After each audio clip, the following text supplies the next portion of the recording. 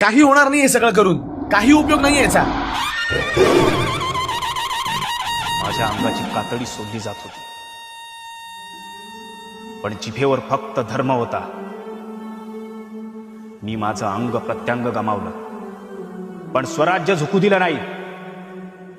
सोहम, 350 वर्षानंतर माझ्या बलिदानाचं काय मूल्य राखलं तुम्ही? बलिदान महाराज? अहो, आम्ही तर त्या पवित्र रक्ताचं मोल विसरून एकमेकांना जातीपातींच्या भिंतींमध्ये कैद करून घेतलंय. तुम्ही औरंगजेबाशी लढत राहिलात आणि आम्ही इथे एकमेकांची बिरादरी मोजत बसलो. कोणी ब्राह्मण, कोणी मराठा, कोणी दलित, कोणी ओबीसी, सगळे आपापले झेंडे घेऊन फिरतायत. सत्य परिस्थिती अशी महाराज की आम्ही धर्मालाच दुय्यम ठेवलं. सगळेजण वोट बँकचे तटपुंजे बनून राहिलेत. आता आम्हाला संपवायला औरंगजेबाची गरज नाही महाराज. आम्ही स्वतःला संपवायला समर्थ आहोत.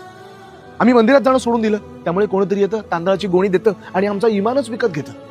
सत्य परिस्थिती अशी महाराज की जेव्हा गरज असते तेव्हा आम्ही हिंदू म्हणून राहतच नाही हो. या सगळ्या जातीपातींमध्ये हप्त्यामध्ये विकले गेलोत आम्ही सगळे. हा भेदभाव तुम्ही पाळला, आम्ही नाही. एका वृक्षाला अनेक फांद्या असतात. कुणी फळं देतं, कुणी फुलं, तर कुणी सावली.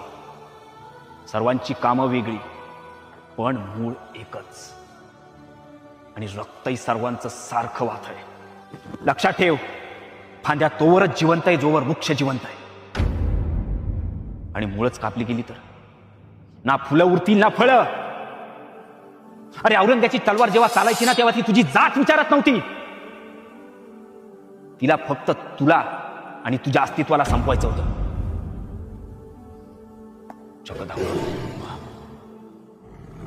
सोहम, धर्म ती छत्री आहे जिच्या खाली तुम्ही सर्व समान आणि सुरक्षित आहात. बस झाली फाटाफूट. जाती माझी ओळख आहेच, पण धर्म हे माझं अस्तित्व आहे. आता ना कोणी विकला जाईल ना कोणी वाटला जाईल. आधी हिंदू, बाकी सगळं त्यानंतर.